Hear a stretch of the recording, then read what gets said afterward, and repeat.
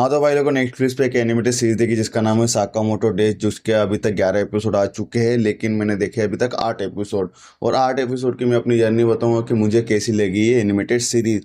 ये animated series को मतलब एक एक्शन कॉमेडी सीरीज कम बोल के एक सुपर साईफाई सीरीज बोल सकते हो कि इसमें कुछ दिखाया इस तरीके से गया है। ये वेब सीरीज भी एक मांगा कॉमिक्स पे बेस है जो कि इसी नाम से है, और इसे करीब 8 मिलियन कॉपीज बेच चुके हैं अभी तक 2025 में। अब सोच सकते हैं कि मांगा कॉमिक्स में कितनी हिट गई होगी। बाकी एनिमेशन में मेरे को लगता है कि वो वाला हिट नहीं हो पाया है जो होना चाहिए। इसके अभी तक 21 वॉल्यूम आ चुके हैं। इस मांगा कॉमिक्स को है ना जंप कंपनी नाम की प्रिंट करती है, जिस कंपनी ने डेथ नोट और अपना हंटर एक्स हंटर की कॉमिक्स भी प्रिंट करी है। इस कॉमिक्स को पब्लिश करती है सुसुरु नाम की कंपनी, जिन्होंने है ना काइजू नंबर 8 जैसे कॉमिक्स और यहाँ तक कि अपने दे दनादन जैसी कॉमिक्स को पब्लिश करा हुआ है। अब बात करते हैं इस एनिमेटेड सीरीज की तो कैसी लगी है मुझे।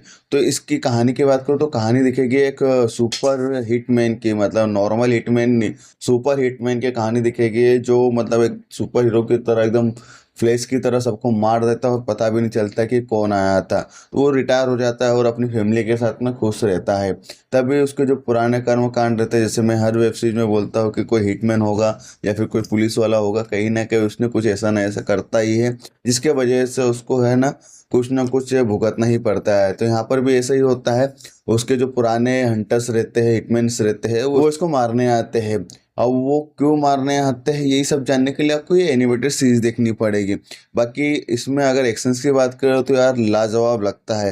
मतलब चाहे वो सुपर हीरो जैसा लगे मुझे, लेकिन आप उसको एंजॉय करते हो।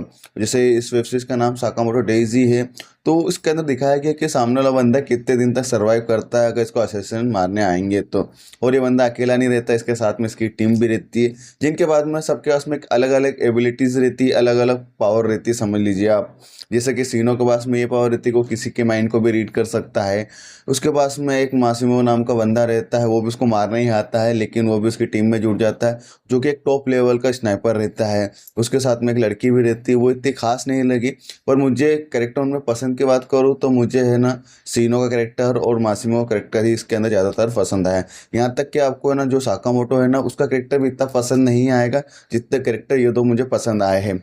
हर एपिसोड करीब 30 मिनट के आसपास का है, जैसे कि हर एनिमेटेड सीरीज का होता ही है, और आपको फटाफट खत्म भी हो जाएगा। हर एपिसोड में आपको एक अलग ही मिशन देखने के लिए मिलता है, अलग ही थोड़ी कहानी देखने के लिए मिल जाती है, और एक नया एडवेंचर देखने के लिए मिलता है। जैसे कि भाई इस एपिसोड में ये बंदा आया इसको मारने के लिए, तो इससे कैसे निपटते हैं। फिर दूसरे एपिसोड में भी सीनो की कोई चीज़ रहती है जो जहाँ से वो आता है, तो वो उसके पीछे सीनो का पीछा करते करते वो वहाँ तक पहुँच जाते हैं, फिर वो उससे कैसे बचते हैं। तो ये चीज़ें देख देख के है ना आपको थोड़ा और भी एक्साइटमेंट इंटरेस्टिंग फील होता है, बोर नहीं होते इस एनिमेटेड सीरीज से। और कुछ मोड पे तो मुझे है ना मतलब इसके अंदर ऐसा लग रहा है कि एमसीयू के बारे में दिखा दिया गया हल्क, जैसे कह बंदा रहता है एक्सपेरिमेंट करता है, अपने आप को हल्क बना लेता है। मतलब प्योर आपको फील होता है कि यार सामने वाला बंदा हल्क ही है।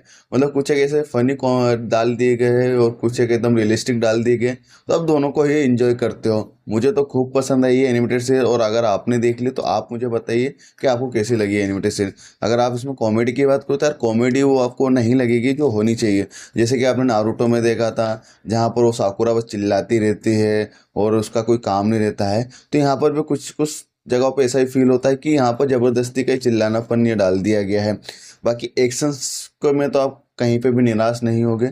इसका एनिमेशन तो वही जो हर एनिमेशन होता है वैसा ही है, लेकिन जब जब एक्शन स्क्रीन पे आता है आपके रोंगटे खड़े हो जाते हैं। चलिए समय हो गया है जाने का, मिलता है किसी और नए वीडियो में। और अगर आपको मेरा वीडियो पसंद आया तो लाइक शेयर सब्सक्राइब करना बिल्कुल ना